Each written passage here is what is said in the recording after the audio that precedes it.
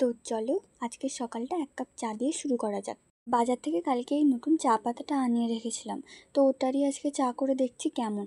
আর এদিকে পুকুর থেকে দেখো কত গেরি তোলা হয়েছিল, আর ওইগুলোই সকালবেলা সবাই বাছতে বসে গিয়েছিলো, কারণ গেরি বাছতে তো দেরি হবে তাই না, সেই জন্য সকাল সকাল বাছতে বসিয়ে গিয়েছিলো। আর আমি না বাছতে বসে ওদিকে স্নান করব বলে যাব বলে রেডি হচ্ছিলাম, কারণ বৃহস্পতিবার তো সেই জন্য একটু তাড়াতাড়ি স্নান করে নেব। আমি এখানে বৃহস্পতিবার দিনকে চান পুজো মানে পুজো না সেরে খাই না, তো সেই জন্য চানটা আগে করে আসি, নাহলে তো টিফিন খেতে পারবো না, আর আমার জন্য মাও খাবে না।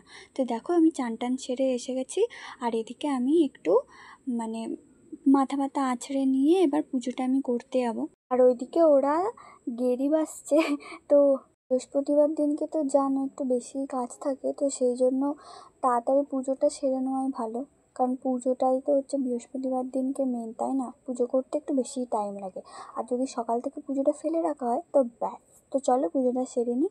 আর বৃহস্পতিবার দিনকে প্রত্যেক বৃহস্পতিবার দিনকে আমি ধুনো দিই সকালবেলাতে। তো আমাদের এখানে শ্বশুরবাড়িতে সবাই হচ্ছে সকালবেলা পুজো সেরেই দেয়, অনেক অনেক জায়গাতে দেখেছি সন্ধ্যাবেলাতেই দেয়। তো দেখো এদিকে আমার পুজো সারা হয়ে যাওয়ার পরে ওদের গেরি বাজাও প্রায় শেষ হয়ে এসেছে, আমি একটু পরে হাত লাগালাম। তো তারপরে আমরা রান্নার জোগাড় করতে লেগে গেছি, কারণ বেলা হয়ে গিয়েছিলো। তো আমি এদিকে আনাজ কাটতে কাটতে মা বললো আমাকে একবার বটিটা দাও, আমার কিছু কোটা আছে আমি তাড়াতাড়ি কেটে নিই। তো এদিকে দেখো ভাতটা প্রায় হয়ে গেছে, মা থাকলে ভাতটা উনুনেই করে।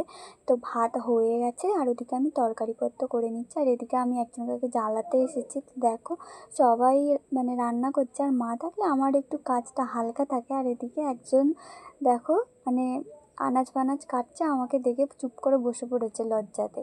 আর এদিকে ব্যাস আমার আর কোনো কাজ নেই, আমি এবার ঘরে বসে বসে একটু ফোন দেখবো। টাটা।